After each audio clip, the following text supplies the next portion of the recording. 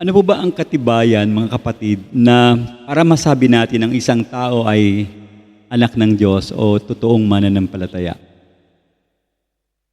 Marahil, pwede niyong sabihin o isagot sa akin, ayan yung taong palaging nagsisimba.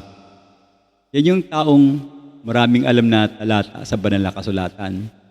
O kaya active sa ministry. Ngunit, diin na natin yung tanong, sapat na ba yun para mapatunayan na talagang ito ay tao ng Diyos, anak ng Diyos, nagsisimba, active sa ministry, maraming alam na talata? Sa panahon po natin ngayon, mga kapatid, napakadaling sabihin na ang sarili mo, tawagin mo na ikaw ay isang Kristiyano. Magsuot ka lang ng t-shirt na may tatak siguro na Christian, masasabi mo na ako ay Christian. O kaya may verse doon sa yung t-shirt na suot. O kaya, dahil kayo ay may hawak laging cellphone, mabilis kayo mag-post ng mga Bible verse, katulad ni Brother Alex na wala ngayon, halos alas 5 pa lang ng umaga. Nakakatanggap ka na ng mga talata sa kanya na galing sa Biblia, mga encouraging verses na binibigay niya sa akin. Siguro hindi lang ako, baka yung iba rin sa inyo nakakatanggap sa kanya. Pwede maraming alam na worship song, maraming alam na mga libro ang taong ito. Ngunit, sa totoo lang po, ang tunay na Kristyanismo ay hindi natin pwedeng sukatin sa ating mga sinasabi o mga pinapakita, lalo na yung panlabas lang na pagpapakita sa mga tao. Ang tunay na pwede nating mabanggit o ang tunay na dapat makita sa taong sabihin natin 100% this is totally a new Christian or talagang totoong believer, kapag susukatan natin ang kanyang kalagayan, makikita natin sa pamamagitan ng kanyang pamumuhay at pagsasalita na binabanggit niya sa salita ng Diyos. Talagang ang buhay niya ay merong bahid ng pagbabago kung siya ay merong pusong totoong nabago ng ating Panginoong Diyos. Ito po yung magiging paalala sa atin ngayong umaga na dadalhin sa atin ni Apostol Juan sa ating pag-aaral ng kanyang aklat. Actually, hindi siya nagbigay ng checklist para malaman natin tayo karapat-dapat sa Diyos. Sa halip, ang ipinakita ni Apostol Juan, nung sinimula nating buksan ng aklat na unang Juan, ay mga ebidensya ng isang taong totoong born again o sabihin natin ipinanganak na muli ng ating Panginoong Diyos. Mga ebidensya na hindi gawa ng tao, hindi galing sa ating lakas, hindi galing sa sarili nating talino, kundi ito ay bunga na nanggagaling sa ating Panginoong Diyos. Mga ebidensya na kayang-kayang malaman ng isang mananampalataya na ito'y tunay na galing sa Panginoon. Now, ginawa ito ng Diyos, ang pagkakaloob ng pusong pagbabago, hindi para tayo ay ikondena or hatulan, kung hindi ginawa ito ng Diyos upang matiyak na ang ating pananampalataya ay tunay na mag-ugat o manggaling sa Kanyang salita, sa ating Panginoong Diyos. So, yun yung mensahe doon, sapagkat sa huli, ang pinakamahalagang tanong ay hindi yung kung ako ba ay dapat tawaging Kristiyano o dapat ba ang sarili mo tawagin mong Kristiyano. Kung hindi, o bagkus, nakikita ba sa buhay natin, yan ang dapat tawagin mong tanong, nakikita ba sa buhay natin na tayo talagang tunay na anak ng Diyos? Truly, alam natin, ang pagiging anak ng Diyos ay hindi lamang sa sarili nating pahayag. Ito ay pinatutunayan ng isang puso o buhay na binago ng ating Panginoong Hesus. Sa Kanya nanggaling ang pagbabago at hindi sa ating sariling lakas. So, magandang umaga po muli sa inyong lahat, mga kapatid. Basahin natin ang ating talata ngayong umaga. Makikita natin sa unang 1, nasa chapter 5 na tayo, matatapos na tayo sa 1 John. Ang ating talata ay 1 hanggang talatang 5. Kabanata 5, ng aklat ng unang Juan, talatang 1 hanggang talatang 5. Samahan niyo ako na basahin ang ating passage. Ang bawat sumasampalataya na si Jesus, ang siyang Kristo, ay anak ng Diyos. At ang sino mang umiibig sa Ama ay umiibig din sa Anak. Ito ang palatandaan na iniibig natin ang mga anak ng Diyos. Kung iniibig natin ang Diyos at tinutupad ang kanyang mga utos. Sapagkat ang tunay na pag-ibig sa Diyos ay ang pagtupad ng kanyang mga utos. Hindi naman napakahirap sundin ang kanyang mga utos, sapagkat napagtagumpayan ng mga anak ng Diyos ang sanlibutan at nagtatagumpay tayo sa pamamagitan ng pananampalataya. Sino ang nagtatagumpay laban sa sanlibutan? Ang mga sumasampalataya na si Jesus o ang Panginoong Jesus ay anak ng Diyos. Dakil ang Diyos, aming Ama na nasa langit, lumalapit po kami sa iyo na may puso na punong-puno ng pasasalamat. Salamat po sa iyong walang hanggang pag-ibig, sa iyong biyaya, na sapat sa amin bawat araw, Panginoon. At salamat din po maging sa pribileyo na muli kaming nagkaroon ng pagkakataon na magtipon dito sa dakong ito bilang iyong mga anak. Upang kami ay sumamba, makapakinig ng iyong banal na salita. Panginoon, habang pinag-aaralan namin ang aklat ng unang Juan, hinihiling namin na ang iyong banal na spirito ang siya naming maging guro. Buksan mo po ang aming mga isipan upang maunawaan namin ang katotohanan. Buksan mo rin ang aming mga puso upang ang iyong salita ay hindi lamang manatili sa aming mga isipan, kung hindi magbunga ng tunay na pagbabago sa aming pamumuhay. Tulungan mo kaming suriin ang aming sarili, ang aming pananampalataya. Baka mamaya ito'y nagiging mahina. Lord, patatagin mo po kami kung aming pag-ibig sa iyo at aming mga kapatid ay lumalamig.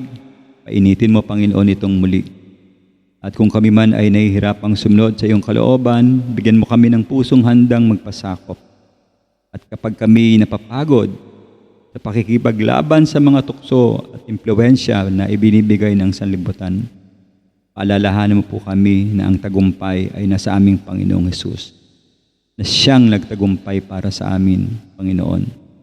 Huwag mo pong hayaang matapos ang aming pag-aaral na nadadagdagan lamang ang aming kalaman, naway lalong naming makilala ang Panginoong Hesus, lalo namin siyang mahalin, at higit na maipakita sa aming buhay ang mga katibayan ng isang tunay na anak ng Diyos. Sa pangalan ng iyong anak na si Jesus, ito ang aming panalangin. Amen. Noong pong nakaraang linggo, kung maaalala natin, nakita natin yung malinaw na paalala. Kung ito'y napakinggan nyo sa YouTube, yung mga hindi nakarating dito. Nagpaalala si Apostol Juan, ang sabi niya, ang pag-ibig sa Diyos, hindi maaring ihiwalay ang alin? Pag-ibig sa kapwa. Kasi yung pamagat natin noong nakaraan, di ba? Kapwa ko, mahal ko. Okay? So, ang pag-ibig sa Diyos, kailangan meron kang pag-ibig sa kapwa. Hindi pwedeng magkahiwalayan. Sinabi ni Apostol Juan na kung ang isang tao ay nagsasabing iniibig ko ang Diyos, tapos aning kasukod, napupuot naman sa kapatid, siya ay sinungaling. Tandaan niyo yung talatang yan. Magiging sinungaling ka kapag hindi mo tinutupad yung utos ng Diyos na mamahalin mo ang iyong kapwa. Sapagkat kung hindi natin hayaang ibigin ng kapatid at nakikita natin kung paano ibigin ng Diyos, hindi natin talaga nakikita ang Diyos. Nakikita natin kapatid, ang Diyos hindi nakikita, hindi mo minamahal ang kapatid, tapos sasabihin mo mahal mo ang Diyos. Parang walang logic doon sa diskarte mo sa pamumuhay. Kaya ang utos ng Diyos, maliwanag, ang umiibig sa Diyos ay dapat umiibig din sa isang kapatid. Now, ngayon pong umaga, sa pag-aaral natin, sa pagpapatuloy, nais ng salita ng Diyos na ang pagsunod natin ay hindi natin tignan as parang pabigat, no, sa sarili natin. Yung iba kasi ayaw sumunod sa Diyos kasi nahihirapan daw sila. Katotohanan nun, kung ikaw ay totoong ipinanganak na muli, totoong na born again, sabihin na natin yung term, ang pabigat sa iyo ay mapapalitan ng kagalakan sapagkat meron ka ng pusong na bago galing sa Panginoong Hesus. Hindi ka mabibigatan sa utos ng Diyos. Sabi niya sa talata, napakadali ng utos ng Diyos, hindi kayo mahihirapan. Nahihirapan ng taong ayaw sumunod sa Diyos kasi ayaw din niyang tanggapin na ang Diyos ang may kapangyarihan upang magbago ng puso ng tao. Nilalagay nila sa sarili nila na kaya nilang palitan, baguhin ang kanilang sarili. Tayo binigyan ng Diyos ng bagong puso. So, yung nagnanais na sumunod sa Diyos ay magkakaroon siya ng magaang pakiramdam habang siya ay naglilingkod sa Diyos. Alam natin talata, no? Come to me, all of you who are heavily laden, nabibigatan, and I will give you rest, kapahingahan. Matthew chapter 11, verse 28, yung talatang yun. Now, isang magandang tanong na gusto kong ibaling sa about isa sa atin. Saan ba nagmumula o saan galing itong uri ng pag-ibig na nanggaling sa Panginoong Hesus papunta sa mga tao? Of course, the answer is galing yan sa Diyos. Ang tanong naman is, paano nagiging posible ito para yung mga tao ay maging tunay ang kanilang pagmamahal sa Diyos at sa kapwa? Kahit na yung iyong kapwa, sa totoo lang, napakahirap mahalin. Di ba meron kayong kaibigan, mag-anak, kapatid, ayaw niyong tanggapin dahil sa napakasama niyang pag-uugali. Masyado siyang swapang, masyado siyang matakaw. Parehas lang yata yun, matakaw sa kamaswapang. Masyado siyang inggitero. Kumbaga ayaw mo siyang kasama, ayaw mo siyang kaharap. Hindi mo siya mamahal dahil lagi kang iniinis, lagi kang nilalagyan ng mga bagay na negative sa iyong buhay. Imposible yun. Pero sa Diyos, kapag ikaw ay born again, meron kang bagong kapanganakan, ng taong ipinanganak ng Diyos, ng taong sumampalataya sa Panginoon, at dahil meron siyang puso na binago ng kanyang Diyos, nagiging likas na sa kanya ang pag-ibig, pagmamahal sa kapwa. Now, ibig bang sabihin ito, sana don't get these things wrong sa isip ninyo kasi, mamahalin ko pala ang kapwa, so lahat mamahalin ko na. I would like to remind everyone, bago natin sinimulan itong pag-aaral na ito, meron bang katunggali rito si Apostol Juan o wala? Marami. Ang tawag niya, masakit, no? Mga anti-Kristo. Ibig bang sabihin, may pagmamahal kay Apostol Juan? Sabi niya, magmahal ka pagkatapos tatawagin mo yung mga tao na anti-Kristo. Pag hindi natin siya maunawaan, magiging ganun yung ating direktibang pagtatanaw dito sa talatang ito. Pero hindi ganun ang ibig sabihin nun. Hindi siya, hindi ko alam kung inabot niyo itong sayings na to. Love is blind. Panahon ko pa yun. Di ba mayroong pelikulang ganun? Love is blind. Hindi po love is blind pagdating sa Diyos. Kasi pag sinabing love is blind, kahit papaano yan wala yang direction Katulad dito, ang kaaway ni Apostol Juan, katunggali ay mga tinatawag nating Gnostics na nagtuturo na ang Panginoon ay hindi nagkatawang tao at hindi Diyos. Di ba? Ganun yung kanilang pananaw. Kaya sila ay nilalabanan ni Apostol Juan sa ganung bagay. Now, ang sagot sa aklat ng unang Juan ay hindi bulag ang tunay na pag-ibig ng Diyos. At kailanman, dahil pag-ibig ang binibigay na mensahe ng Apostol Juan, hindi ito nangangahulugan na papayag siya sa maling katuruan. So nakikita niyo po yung puntos. Pag-ibig pero hindi ka sumasang-ayon sa maling turo ng kasulatan. Ang tunay na pag-ibig ay umiibig sa tao, ngunit hindi niya iniibig ang kamalian. Kaya nga meron tayong talata, kung magagalit ka, huwag kang magkakasala. Di ba, binanggit din ni Brother dito yung inis.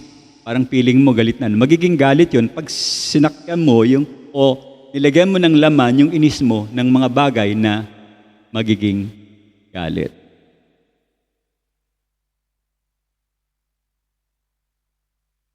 So may pagkakaiba yung pag-ibig sa pakikisama sa mga taong mali ang doktrina o turo. Mahal ng Diyos, of course, ang makasalanan. Tayo makasalanan. Ngunit ang Diyos, hindi siya nangungonsinti ng mga kasalanan. Hindi niya yung kinukonsinti. So dapat nating ibigin ng mga tao, kabilang na yung mga nalinlang sa mga maling turo, pero hindi natin dapat tanggapin o suportahan ang maling aral. Sana nakukuha niyo yung premise na gusto ko i-drive sa inyo. Love is not blind, but it doesn't support the falsehood na nakakalat ngayon. Ang kanyang secure ay mahal niya ang mga tao dahil naligaw sila, nais niyang tulungan ito na masagip din at magkaroon ng kaligtasan. Pagmamahal yun. Okay? So sabi ko, may pagkakaiba nga yung pag-ibig sa tao at pakisama sa mga maling turo. Nandun yan sa 4:7 nung pinag-aralan natin. Verse 7 to 12 ng chapter 4 hanggang 21. Tinuruan tayo doon ni Apostol Juan na ibigin ng mga kapatid. Ngunit sa parehong liham, nagbibigay ng babala ang Apostol Juan sa mga mananampalataya na gustong dagitin ng mga Gnostics ng mga panahon na yon.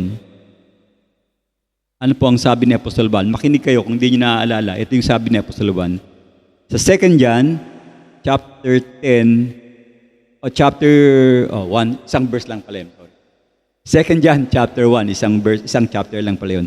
Sa verse 10 and 11, ang sabi doon, kung ang sino man, pakinggan nyo, ay pumunta sa inyo at hindi dala ang aral na ito, yung ebanghelyo ng Diyos, anong sabi niya? Huwag nyo siyang tanggapin sa inyong bahay, ni batiin man. Of course, hindi utos ng Diyos na kamuhuyan sila, pero ang dating ng talata, hindi natin dapat suportahan o bigyan ng kredibilidad ang kanilang ministry dahil ito ay salungat sa Diyos. Dinadaya nila yung mga tao. Hindi nila dadalhin sa katotohanan, ililigaw nila ng landas ang mga tao. Ang pangunahing usapin sa buhay ng tao ay ang iyong pananampalataya. Sino ang pinaniwalaan mo? Sino ang pinamuhay mo? Yung bang Jesus na totoo o yung plastic na Jesus? Alam niyo ibig sabihin ng plastic na Jesus? Hindi totoo. Peke. Maraming mga turong nakapaligid sa atin ngayon ang nagsasabi ng Jesus nila ay ito, pero sa dulo ng buhay nila, malalaman nila na sila ay nasama sa mga maling turo. Sa panahon natin ngayon, maging sa panahon noon, nagkalat ang maling turo sa ating Diyos. Of course, alam natin kung sinong behind, kung bakit maraming lumalabas na ganyang mga turo. Galing yan sa kaaway. At ang mabigat nito, ang kaaway, hindi siya nagpapakita sa inyo na nakakatakot siya o kaaway ang dating. Papakita siya ng pandilin lang, transforming into an angel of light. So malalaman mo, kala mo mabait, maganda magsalita, yung pala, iba ang kanyang itinuturo. Marami pong kwento. Kung kayo ay palabasa o kayo mahilig sa events ba o current events ang tawag doon, yung isang church na lahat ng membro ay namatay dahil inutusan ng pastor na uminom sila ng cyanide. Naalala niyo yun? Si Jim Jones Cult, yun ang pangalan ng grupo. Patay silang lahat, pati yung leader, dahil ang paniwala nila, pupunta sila sa langit pag sila ay uminom ng bagay na yon. Hindi ko alam kung nasa langit nga sila. Dahil suicide yun eh. Ayaw ng Diyos ng suicide. See? Meron pa sa Texas, yung halos lahat din ng congregation, sinunog sa loob.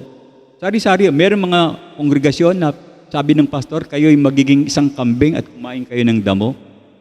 Nagkain na naman sila ng damo at nag-asta silang parang kambing sa kanilang sitwasyon. Kung gusto nyo makita yan, mag-search kayo sa YouTube, makikita nyo tungkol sa mga falsehoods at mga maling turo ng banal. Pero wag na, masasayang lang oras nyo. Kasi magiging entertainment lang sa inyo eh. Parang kakatawa lang yung pinagagawa nila sa kanilang daigdig. Paano natin mamahalin ang mga Gnostics o mga bulaang guro? Ang Panginoong Hesus nagbigay ng halimbawa kung paano sila harapin. Okay? Una, ipanalangin sila. Kung meron kayong kakilala, kaibigan, mahal mo siya pero naliligaw ng landas, ipanalangin mo siya, bahaginan mo siya ng tunay na ebanghelyo. Ang tunay na ebanghelyo, makinig kayo. Ang Panginoong Hesus, pinanganak. Ang Panginoong Hesus, nabuhay. Ang Panginoong Hesus, namatay. Pero bago siya namatay, ang Panginoong Hesus nag-alay ng kanyang buhay. Ang Panginoong Hesus ay babalik na muli. Ang Panginoong Hesus ay Diyos. Kumpleto yan. Pinanganak, nagsakripisyo doon sa krus ng Kalbaryo, tunay na Diyos, at babalik na muli. Makikita niyo yan sa Roma chapter 10, verse 9. Kumpleto yung sentence doon. Kung gusto mong maligtas, sabi doon, kailangan mo mag-confess sa bibig mo na si Jesus ay buhay, namatay, at babalik na muli. And then, may kaligtasan kang matatanggap. Pero kung kalakalahati lang ang alam mo doon na ang Panginoong Hesus ay tagapagligtas mo lang, hindi siya Panginoon mo, ganun yung uso ngayon eh. Tanggapin mo ang Panginoon bilang tagapagligtas. Kinakalimutan yung pagiging Panginoon. Importante yon. Kaya ang isip ng tao, dahil ligtas na sila, pwede na silang gumawa ng mga bagay na salungat sa Diyos. Ang Panginoong Hesus ay may pinakamagandang halimbawa. Mahal niya ang mga makasalanan. In fact, kumain siya kasama yung mga, sa tingin ng madlang people noon ay hindi mas patinong mga tao. Diba? Nandun yan sa Matthew chapter 23. Tinawag niya yung mga leader ng relihiyon na mga ulupong, kayo yung mga huwad na guro, mga mapagpaimbabaw. Pero ang katotohanan nun, may pag-ibig ang Diyos dahil ayaw niya itong mga taong ito na mapahamak. Pero matigas ang puso ng mga Pariseyo. Talagang hanggang katapusan ng buhay nila, kalaban nila ang Panginoong Hesus. Sa kanila na yon. Sila na magdadala nun sa susunod na bahagi ng buhay nila dahil hindi nila kilala ang Diyos. Pero talaga kasing nakatakda sa mga taong hindi kilala sa Diyos. Anong tawag doon? Ang kanilang puso ay kanta, bato. Ayaw talagang ayaw lumambot ng puso. Ayaw talagang lumapit sa Panginoon. Hindi ako maniniwala dyan. Hindi ako sasali dyan. Ganun ang kanilang bukang bibig. Now, ano ang prinsipyo natin doon? Ang tunay na pag-ibig ay hindi lamang para ikaw ay maging mabait. Ito rin ay dapat maging tapat at naniniwala sa katotohanan. Hindi kasi pagmamahal, kapatid, yung hahayaan mo siya, yung isang tao, na manatili sa kasanungalingan at wala kang ginagawa, pinababayaan mo lang. Meron kayong kaklase, meron kayong kasama sa trabaho, mga hindi pa mananampalatayaan, ikaw naniniwala ka sa Diyos, bahaginan mo sila kasi dapat maipakita natin sa tao na mahal mo sila. Meron kayong kasama sa negosyo, mga hindi Kristiyano, ikaw Kristiyano ka, sabi mo sa sarili mo Kristiyano ka, hindi ka nagbabahagi. Ang tanong totoo ka ba o hindi? Baka hindi ka totoo. Okay? Katotohanan at pag-ibig, magkasama yan. Hindi pagmamahal na hayaan natin ang isang tao pang sila ay mapahamak. Ang tunay na pag-ibig, nagsasabi ng katotohanan upang siya'y maibalik, madala sa ating Panginoong Jesus. Now, alamin natin, punta tayo sa ating points, alamin natin, ano ba yung mga katibayan ng tunay na anak ng Diyos? Una, mayroon siyang, nandiyan sa lesson ninyo, mayroon siyang pananampalataya sa Panginoong Jesus. Number 1. Sabi po sa verse 1 hanggang verse 2, kasi 5 talata tayo. Yung unang 2 talata, ang bawat sumasampalataya na si Jesus ang siyang Kristo ay anak ng Diyos. At ang sino mang umiibig sa Ama ay umiibig din sa anak. Ito ang palatandaan, ito ang palatandaan. Inibig natin ang mga anak ng Diyos kung iniibig natin ang Diyos at tinutupad ang kanyang mga utos. So merong signs, meron kang pananampalataya, meron kang pag-ibig sa Diyos at meron kang pagsunod sa kanyang utos. 3. Mahirap ba kalimutan? Pananampalataya, pag-ibig at pagsunod. Letter T yung simula ng 3. So dapat nasa buhay natin yan. Ano ba ibig sabihin ng pananampalataya dyan? Ang salitang sumampalataya ay hindi lamang nangangahulugan na ikaw ay naniniwala. Merong pagkakaiba kasi yung believing sa, yung isa? Meron kasing term, positive believing, mali yun Ang tama is parang receiving, sa English. Talagang kikilalanin mo ang Panginoong Diyos. Nagiging blind faith kasi ang dating ng iba yun, blind, tama, blind faith, blind love. Yan ang dating sa tao na, kaya ang nangyayari, pumasok sa kanang tenga, kaliwa ba ito? Kaliwa, lumabas sa kanan. Walang nangyari sa buhay ng tao. Pero, umattend sa church, Bible study, at nagbahagi pa ng mga Bible verse, kaya lang walang laman yung kanyang diwa ng katotohanan. So ang salitang faith or pagtanggap o pagsampalataya ay merong relasyon doon sa sinasabi nating salitang born again. Okay? Born again. By the way, ang born again, hindi siya religion kasi yan ang dating ngayon eh. Ano ka ba, born again religion? Hindi. Yung iba naman, redundant sila. Tinatawag nilang born again Christian. Parang redundant, ano? The fact na you are a Christian, dapat ikaw ay born again. Huwag mo na iduduktong yun. Parang hindi nga nila nauunawaan. Ang tamang term dyan is born from above, kung titignan natin sa Grego, sa wikang Grego. Pero ito, tumutukoy yung pagsampalataya sa bagong kapanganakan o regeneration sa theological term. Hindi ito physical na kapanganakan, kung hindi ito ay isang spiritual na kapanganakan. I-analyze nyo maigi kung kayo merong kakataon. Basahin nyo yung John chapter 3 hanggang verse 5. Ando doon ang sabi ng Panginoon, kung gusto mong pumunta sa langit, kailangan mong ipanganak na muli. Kasi kung hindi ka ipapanganak na muli, hindi ka makakarating sa kaharian ng Diyos. Pero yung sagon nasa talatang 5. Ang sabi yun, ang pinapanganak sa Espiritu at pinanganak din sa tubig. Dalawang kapanganakan yung binanggit. Physical birth at saka spiritual birth. Kasi lahat tayo galing sa panubigan. Gagawin naman ng iba, dahil may nakitang tubig dun sa talatang 5, baptism yan. Babaptize ka sa tubig. Hindi nila naintindihan, mula sa verse 1, ang pinag-uusapan, ang ginamit na ilustrasyon ng Panginoon ay kapanganakan. Pero speaking of what? Regeneration. Kailangan mong isilang muli kasi ang tao ay patay spiritual. Bakit patay spiritual ang tao? Dahil sa kasalanan. Ano ibig sabihin ng kamatayan? Separation. Hiwalay ka sa Diyos. Nung nagkasala si Adan, nahiwalay siya sa Diyos. Ibig sabihin, patay na si Adan? Diba? Buhay pa siya, pero hiwalay na siya sa Diyos dahil meron na siyang kasalanan. Ang tawag sa kanya, spiritual. Spiritually, he is dead. Kailangan mabuhay yung Espiritu. At yung pagkabuhay ng Espiritu, kailangan mo ang Panginoong Jesus. Diba? O tignan niyo yung logic. Pag namamatay, naghihiwalay yung katawan, saka yung Espiritu. Pag nagkita uli yung Espiritu, saka yung katawan, alive. Buhay, na-regenerate. Babalik yun kapag ikaw ay nagsisi at sumuko sa Panginoong Jesus. Okay? So, importante kasi yung pagsampalataya diyan. Yung iba hindi siya inuunawa maigi. Isa pa, magandang punto ito, although parang hindi ito pagyayabang. No? Sa original na lingwahe, yung salita pong pagsampalataya, sa grammar, siya ay perfect tense. Pagka perfect tense, sino ritong mahilig mag-aral ng grammar sa English? Ano ibig sabihin kapag perfect ang tense? Complete. Kompleto. Walang kulang.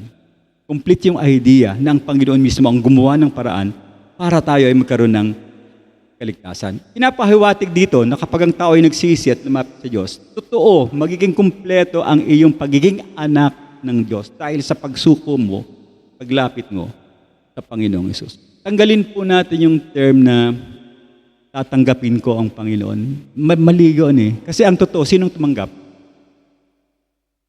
Ikaw o ang Panginoon? Ikaw ang tinanggap ng Panginoon. Huwag mo i-claim na ikaw yung tumanggap sa sarili mo. Sasabihin mo, tinanggap ko ang Panginoon. Di ba nagiging mayabang dating? Ang katotohanan, ang Panginoon ang tumanggap sa atin. Maski na sa awit, tinatanggal ko na yung idea na yun. Kasi wala tayo talaga magagawa para tayo magkaroon ng kaligtasan. Tanging ang Panginoon lang, dito sa tense na pinag-usatin, yung pagsampalataya mo para maging anak ng Diyos, gawa ito ng Panginoong Diyos. Wala tayong naging bahagi, kahit 1 cc of faith, wala. Dahil tayo ay makasalanan, marumi sa harap ng Diyos. So, ang bawat umiibig, obviously, dapat toong merong kapanganakang muli. Meron siyang bagong buhay. Ang na kay Kristo ay isang bagong nilalang. Bagong nilalang. Dahil gawa nino ng Panginoon. Now, baka naman nahanap, bagong nilalang na ako, ba't ito pa rin yung mukha ko? Ang pinag-uusapan kasi spiritual birth. Spiritual birth. Perfect tense, umiibig sa Diyos, tunay na ipinanganak na muli. So kung tunay mong inibig ang Diyos, nagaling sa Diyos Ama, nagbigay ng kanyang anak na ang Panginoong Hesus, obviously, ikaw ay isang totoong Kristiyano. Okay? Sabi po dito, kung tunay mong inibig ang Diyos na Ama, mamahalin mo rin ang kanyang anak, mga anak. Now, ginamit po ni Apostol Juan ang larawan ng isang structure ng pamilya, no? Di ba? Sa pamilya, kapag mahal mo ang iyong, bilang tatay, mahal mo ang iyong pamilya, obviously. Natural na hindi lang yung asawa ang magiging mahal mo, pati mga anak ay kakasamahin mo rin dun sa tinatawag nating pagmamahal. Okay? Hindi kasi maaaring sabihin ng isang tao na mahal niya ang Diyos, ngunit ayaw naman makasama sa mga kapwa, parang irrelevant siya, wala siyang kahulugan, hindi siya talaga totoong Kristiyano. Wala siya sa mga anggulo o linya o bahagi ng mga tunay na mananampalataya. At yung sumunod na bahagi ng talata sa dulo, kung totoong mahal mo ang Diyos at meron kang pananampalataya, kulang pa yon. Kailangan mong sumunod saan? Sa kanyang, sabi sa talata, mga utos. Kasama yon. Okay, kompleto yan. Kapag inibig natin ang Diyos, dapat tinutupad din natin ang kanyang mga utos. Ano ibig sabihin nun? Ito yung tunay na pag-ibig sa kapwa. At hindi ito isang uri ng parang emotion lang o feeling good na tinatawag o pagiging pakalakaibigan mo sa mga tao. Ito ay pag-ibig na obviously nakaugat sa pag-ibig na galing sa ating Diyos.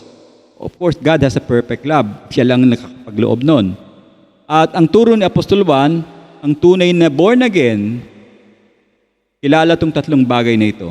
Pananampalataya, pag-ibig, at pagsunod sa utos. Tandaan yan, kung sinabi mo na ikaw ay Christian, ikaw ay born again, dapat nagmamanifest sa buhay mo ang love, ang faith, at saka ang pagsunod sa ating Diyos. Pananampalataya, nakaugat sa pag-ibig ng Diyos, at pagsunod, ito yung patunay. Hindi tayo nagmamahal upang maging anak ng Diyos. Nagmahal tayo dahil tayo naging anak ng Diyos. Intindihan yan? Hindi tayo nagmamahal upang maging anak ng Diyos. Tayo ay nagmahal dahil tayo'y anak ng Diyos. Ibig sabihin, ang Diyos ang nagkaloob ng karapatan para tayo matutong magmahal. He first loved us, ang Panginoon. Ang tunay na Kristiyano ay nagtitiwala sa Panginoon lamang, period. Tandaan, ang pananampalataya lang ang daan tungo sa pagtatagumpay dito sa tinitira nating sanlibutan. Now, merong isang biblical illustration na gusto kong ibahagi sa inyo. Ito yung naging buhay ni Ruth at saka ni Naomi. Familiar kayo sa kwento ni Naomi at saka ni Ruth? Ano sila, kung alam niyo? Sila ay Yan, tama. Ang nangyari, namatay yung asawa at ano ba ginagawa ng ibang mga babae kapag namatay na yung asawa? Lumalayo na, no? Maalis, iniiwanan yung, pero to hindi, nanatili siya. Dahil yung pag-ibig na natutunan ni Ruth ay nanggaling sa natutunang pag-ibig ni Naomi. Galing saan yung pag-ibig ni Naomi? Sa Diyos. Magkapatid sila sa pananampalataya. So, napakagandang ilustrasyon nun. Babalikan natin yung 1 John uli, ang taong tunay na ipinanganak ng Diyos ay hindi lamang kasabing mahal niya ang Diyos. Makikita yung pagmamahal niya. Merong gauge lumalabas sa kapwa kasama. Ando doon yung linis nun.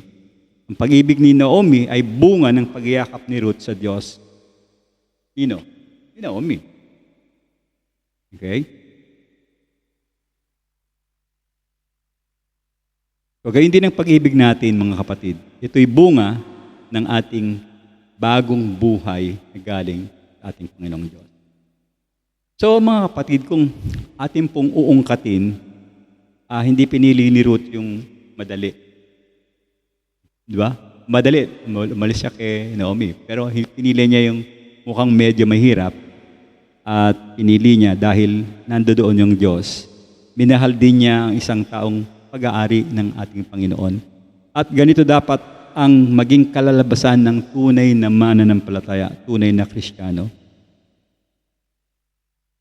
Mahal ko ang Diyos, dapat nakikita yon sa paraan ng pagmamahal, pagtitiis, pagpapatawad, paglilingkod, at sa pananampalataya.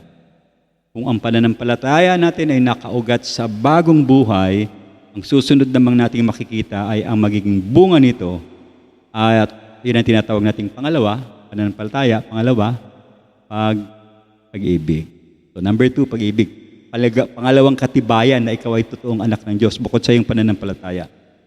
Pag-ibig sa Diyos at pagtupad sa Kanyang utos. Verse 3, sapagkat ang tunay na pag-ibig sa Diyos ay ang pagtupad sa Kanyang mga utos. And then, mayroong premise, hindi naman napakahirap sundin ng Kanyang mga utos. Magandang maalala yan. Hindi naman pala mahirap ang utos ng Diyos. Bakit ayaw natin sumunod? Okay? Baka hindi ka anak ng Diyos. Okay, anong paliwanag po dito? Sa talatang 3, pinapaliwanag ni Apostle Juan kung paano naipapakita ang tunay na pagmamahal sa Diyos.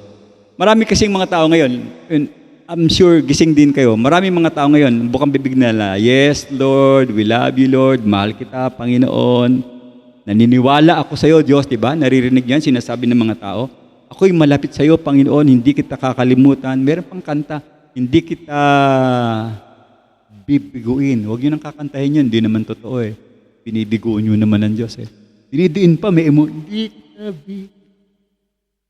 Meron pang kanta ngayon, yung Diyos ka sa amin, napaka out of context, pero ang daming kumakanta niyan. No, dalawa ng song tinuro ko sa inyo out of context, no? Yung Beautiful Name, saka yung Diyos ka sa amin. Paboritong kantahin, pero out of context, makasarili ang focus at pinilalabas nila na kailangan nilang gumawa para sa Diyos, para matanggap. Ganun yung dating ng mga kanta. Anyway, baka magalit sa kayo nag-compose nun. Yun naman talaga ang maganda pag nag-aaral ka ng salita ng Diyos. Kahit na yung kanta, yung mga tula, napapansin mo kung mayroong problema. Sabi doon, ito ang nakikita sa ating pagsunod sa Kanyang mga utos. Now, gusto ko magkaroon ng clarification dito. Hindi, tinuturo ng talata na kaya ka sumusunod sa Diyos ay para ka maligtas. Walang ganong mensahe yan. Baka mamaya mapagkamalan nyo, susunod ako sa Diyos para magkaroon ako ng kaligtasan.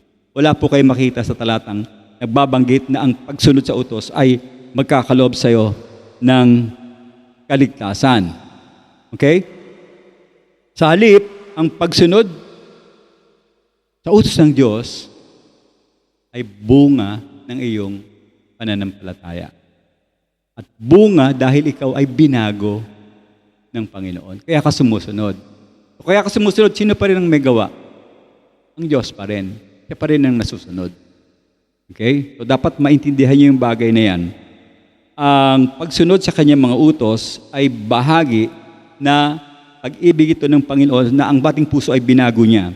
So parang sinabi natin, kung gusto mong malaman kung anong tunay na pag-ibig sa Diyos, narito ang mga sagot. Hindi lamang ito sa pag-awit sa worship, hindi lamang ito sa pagdarasal, hindi lamang ito sa pagdalo sa simbahan, hindi rin ito sa pagsasabi mo na mahal mo ang Panginoon at iba pa. Yung hallelujah, amen, praise the Lord. Hindi mo siya magiging paaring gawing sukatan para sabihin mong mahal mo ang Diyos. Ang tunay na pag-ibig ay ipinapakita sa pamamagitan ng aktual na pagsunod mo sa Kanyang mga utos. Sinabi ng Panginoon, ito yung talata, sa John chapter 14 verse 15. Sabi ng Panginoong Hesus direct sa Kanyang bibig, kung iniibig niyo ako, tutuparin niyo ang aking mga utos. Sa Kanya nang galing yan.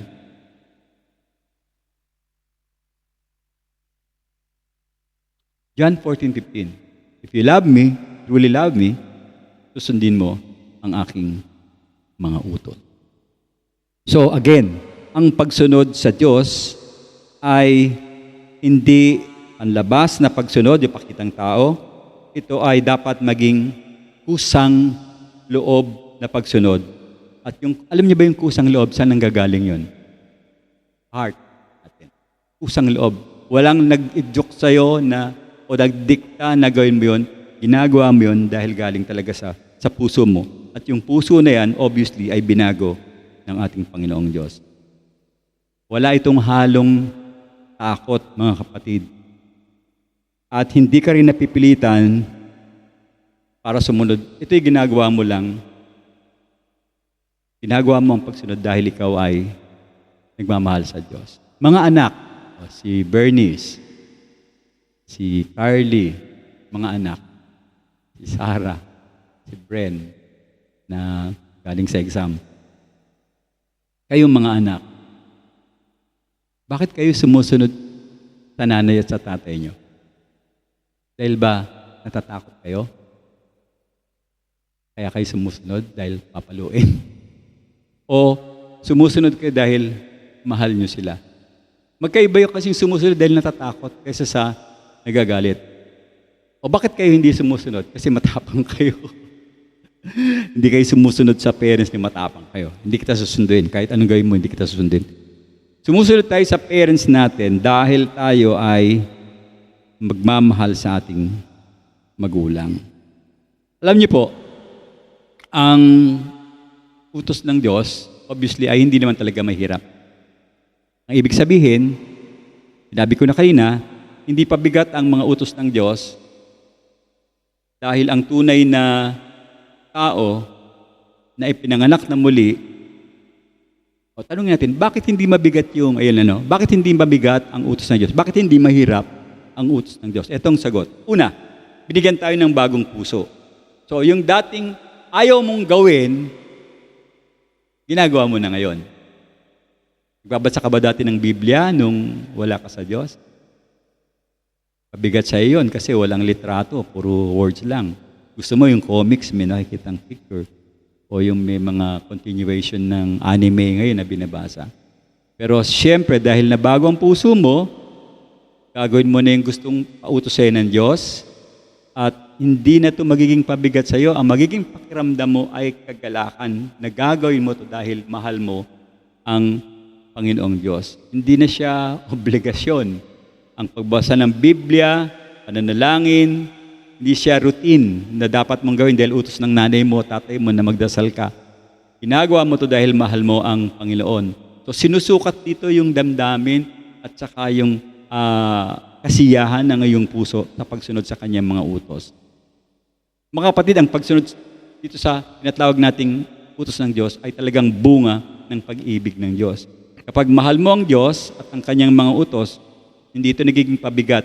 Ito'y nagiging pribileyo para ka makapaglingkod. Privilege mo to. Binigyan ka ng Diyos ng chance na mag-serve sa Kanya. Maraming mga tao gusto maglingkod sa mga matataas na bahagi ng mga tao na pag nakadikit lang ako dyan, ako'y masaya na. Ang pinag-uusapan natin yung may-ari ng daigdig. Napakagandang pribileyo na ikaw ay mismong naglilingkod sa ating dakilang hari. Tandaan, ang pag-ibig ng Diyos ay hindi lamang dapat maging bukang bibig. Ito dapat ay nakikita sa ating pamumuhay. Bahagi ng tunay na pananampalataya at pagbabago ng puso na galing sa ating Diyos. Okay, pananampalataya, pag-ibig, ano yung pangatlo? Tignan niyo yung program ninyo. Pagsunod sa pagtatagumpay. Kasi merong sumusunod na hindi nagtatagumpay. Dapat nandun yung salitang pagtatagumpay. At anong ginagamit ng isang tao, ng isang Kristiyano para siya magtagumpay sa kanyang pagsunod? Yung pananampalataya. Wala ka pa ring effort. Wala ka pa rin sasabihin, gawa ko to, ako nagbigay ng pangalan dito, kaya to sumikat, ako naka-invento nito. Lahat yan, zero pagdating sa Diyos. Pananampalataya is a transitive verb. Ano na naman yun? Ano ba yung transitive verb? Verb na walang action. Kasi ang may action sa transitive verb ay yung object, hindi yung subject. Naintindihan nyo? Mahal ko ang Panginoon. Na kanino yung credit? Baka daw, si Jolene po, anak ni Gina.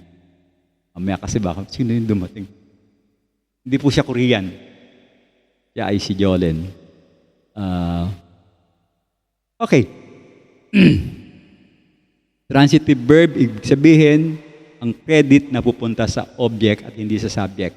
I love you. Asan yung credit? Nasa you.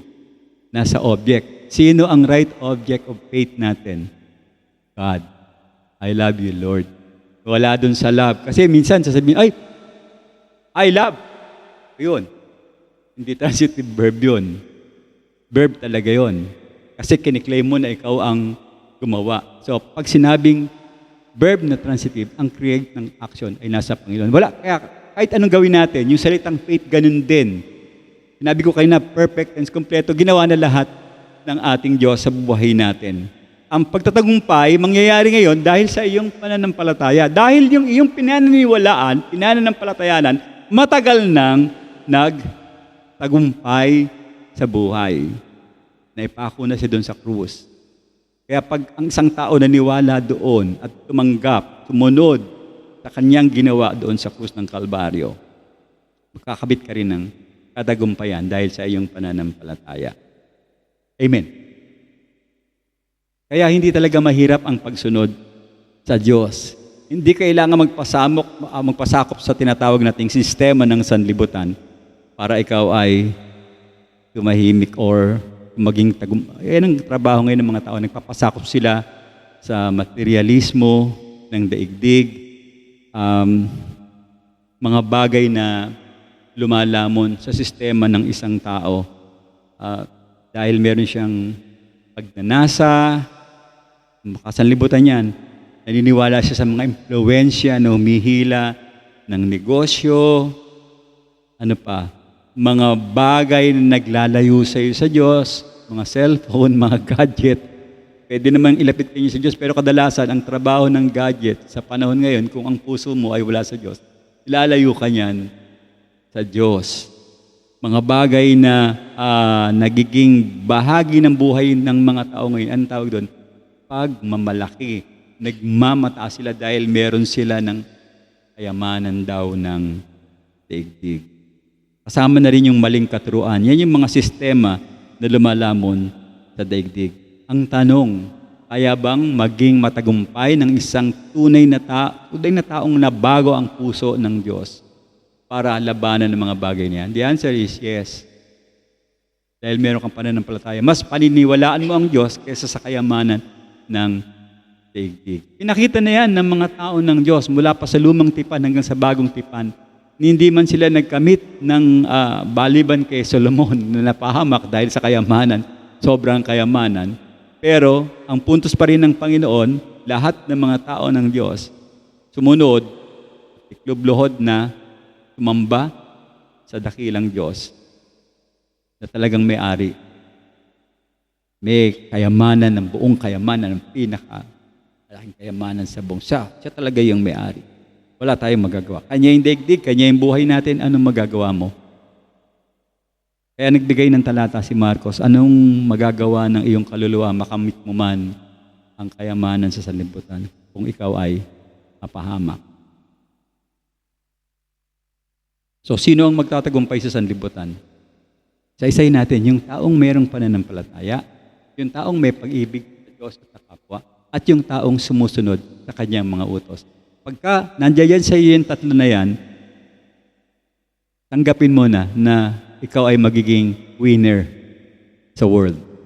Hindi mo siya, kumbaga ikaw ay, spring ba yung tawag? Alam niyo spring, nakita na spring? Spring. Ano nangyayari sa spring? O spiral, pero tumatalsik lang. Pagka yun yung problema, spring lang yun. Hindi ka tatablan nun. Hindi mo kakapitan yun dahil siya yung lalayo sa'yo at hindi ikaw ang pilit na didikit dun sa bagay na yon. Hindi mo gagamitin ng iyong sariling lakas. Ang gagamitin mo lagi ay pananampalataya sa Panginoong Diyos. So ang anak ng Diyos ay nagtagumpay sa kasalanan katulad ng Panginoong Diyos na nagtagumpay kay Satanas. Yung sanlibutan pag-aarihan ng Diablo. Kaya dapat hindi tayo talaga nililink sa sanlibutan. Dahil kapag ikaw ay nalink sa sanlibutan, obviously, sinong pinaglilingkuran mo? Ang kaaway ng Diyos. O simpleng prinsipyo,